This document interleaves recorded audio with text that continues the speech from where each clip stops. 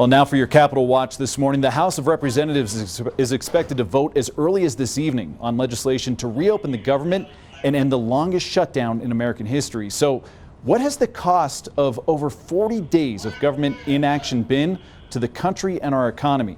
Scripps News Group national correspondent Joe St. George reports.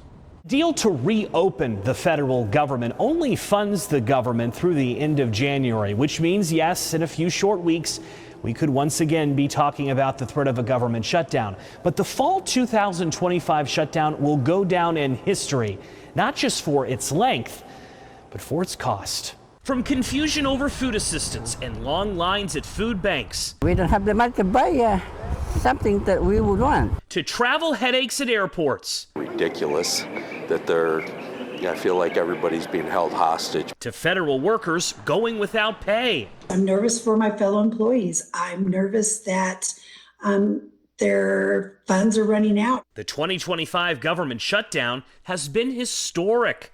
It will be the most expensive shutdown in history. Wendy Edelberg knows something about shutdowns. She helped calculate the cost of the 2018-2019 shutdown when she worked at the nonpartisan Congressional Budget Office as chief economist. She's tracking the impacts of this shutdown too, which is estimated to cost the economy anywhere between $10 to $15 billion. The part that we never get back is the work that these federal workers should have been doing if they had been on the job. Edelberg says when federal workers receive their back pay, SNAP food assistance benefits are paid, airports return to normal, and the federal government begins buying again, the economy should rebound in the weeks to come. However, she fears the impacts of this shutdown may linger because of a demoralized federal workforce. If you have basically kneecapped the federal workforce, then you can see,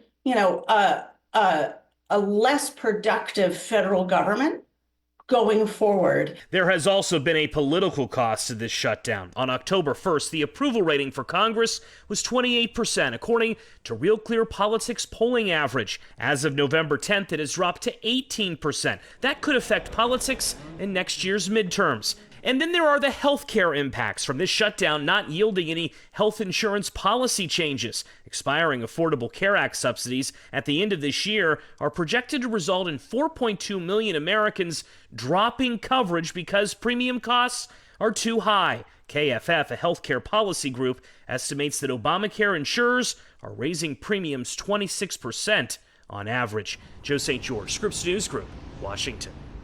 It is now 6:40.